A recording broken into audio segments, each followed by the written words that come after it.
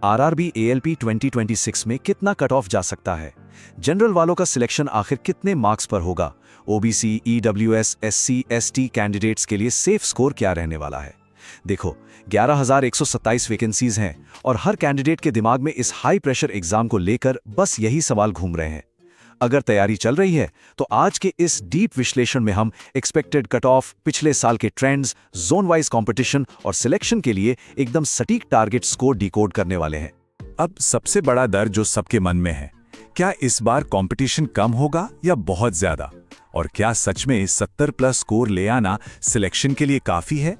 आज सिर्फ हवा में बात नहीं होगी, बिल्कुल ऑफिशियल डेटा और पिछले रिक्रूटमेंट ट्रेंड्स के बेसिस पर हर एक कैटेगरी के लिए वो एग्जैक्ट सेफ स्कोर क्लियर किया जाएगा जो आपको मेरिट लिस्ट में जगह दिला सकता है। तो चलिए आज की चर्चा का एक क्विक रोड मैप देख लेते हैं। हम शुरुआत करेंगे एग्जाम पैटर्न समझने से, फिर बात करेंगे सीबीटी 1 के एक्सपेक्टेड कट ऑफ की, इसके बाद जोन वाइज ट्रेंड्स, सिलेक्शन के लिए सेफ स्कोर और आखिर में देखेंगे एक सॉलिड तैयारी की रणनीति। तो सबसे पहले और सबसे जरूरी चीज परीक्षा पैटर्न। इसे आप एक तरह का एलिमिनेशन फनल मान सकते हैं। आरआरबी एएलपी का सिलेक्शन मुख्यतः 3 स्टेजेस में होता है: सीबीटी 1, सीबीटी 2 और फिर सीबैट यानी एप्टीट्यूड टेस्ट। अब ध्यान देने वाली बात यह है कि सबसे ज्यादा कैंडिडेट्स सीबीटी 1 में ही बाहर हो जाते हैं। जी हां, ये स्टेज इस पूरी प्रक्रिया का सबसे बड़ा बॉटलनेक है। अगर इसे पार नहीं किया तो आगे की सारी तैयारी धरी की धरी रह जाएगी। आधिकारिक सीबीटी 1 के स्ट्रक्चर को अगर देखें तो इसमें 60 मिनट का समय मिलता है, 75 सवाल होते हैं और 1/3 नेगेटिव मार्किंग होती है।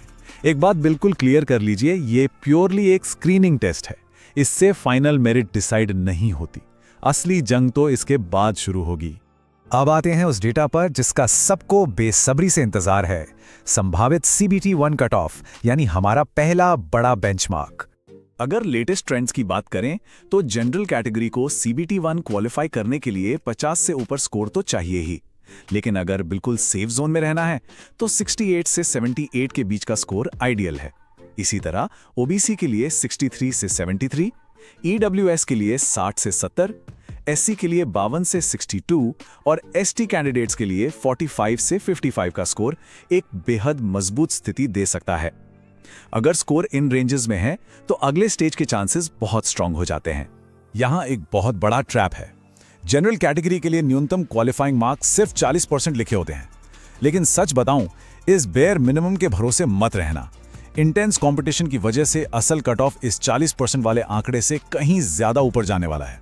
अब बात करते हैं एक और क्रिटिकल फैक्टर की, जोन वाइज ट्रेंड्स। इसे कंपटीशन का भूगोल भी कह सकते हैं। एक बात हमेशा याद रखना, आरआरबी एएलपी का कट ऑफ हर जोन में अलग अलग होता है। इलाहाबाद और चंडीगढ़ जैसे हाई डेंसिटी जोन्स में कंपटीशन हमेशा आसमान छूता है।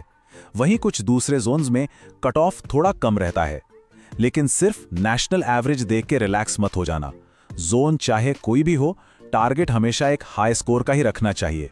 अगर हम पिछले ट्रेंड्स एनालाइज करें तो कट ऑफ लगातार ऊपर नीचे होता रहा है। लॉजिक सिंपल है, जब वैकेंसी ज्यादा आती है तो कट ऑफ थोड़ा नीचे जाता है और जब एप्लीकेंट्स बढ़ते हैं तो कट ऑफ में भारी उछाल आता है। 2026 की रियलिटी ये है कि हमारे पास 11,127 वैकेंसीज हैं, जो अच्छी बात है, लेकिन फिर भी कंपटीशन बहुत हाई रहने की उम्मीद है। तो अब सिर्फ सीबीटी 1 सर्वाइव करने की बात नहीं होगी। अब हम सीधा फोकस करेंगे सीबीटी 2 पर, जो असल में फाइनल मेरिट डिसाइड करेगा। 85+, ये वो जादुई आंकड़ा है जिसे आपको अपने दिमाग में सेट कर लेना है। जनरल कैटेगरी के कैंडिडेट्स के लिए सीबीटी 2 का ये अल्टीमेट टारगेट स्कोर होना चाहिए।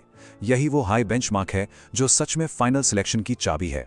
अगर सभी कैटेगरीज के लिए सीबीटी 2 टारगेट्स की बात करें तो जनरल के लिए 85+, ओबीसी के लिए 80+, ईडब्ल्यूएस के लिए 78+, एससी के लिए 75+ और एसटी कैंडिडेट्स के लिए 68+ का स्कोर सेफ माना जा सकता है।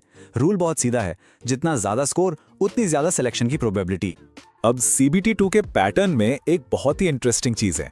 इसका पार्ट ए, खासकर बेसिक साइंस और इंजीनियरिंग वाला सेक्शन। ये सेक्शन फाइनल मेरिट पोजीशन तय करने में एक पैरामाउंट रोल प्ले करता है। अगर यहां कमजोरी रह गई तो सब गड़बड़ हो सकता है। डेटा और कट ऑफ की बातें तो बहुत हो गईं। अब आते हैं सबसे प्रैक्टिकल सवाल पर। इन स्कोर्स को अचीव कैसे करना है, तैयारी की रणनीति क्या होनी चाहिए?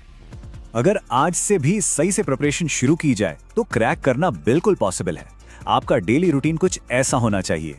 मैथ्स की कैलकुलेशन स्पीड पर रोज फोकस करो, रीजनिंग के कॉन्सेप्ट्स क्लियर करो, साइंस के लिए स्ट्रिक्टली एनसीईआरटी बुक्स पकड़ लो और करंट अफेयर्स के साथ साथ रेगुलर मॉक टेस्ट्स दो। यही वो सॉलिड स्ट्रैटेजी है जो काम आएगी।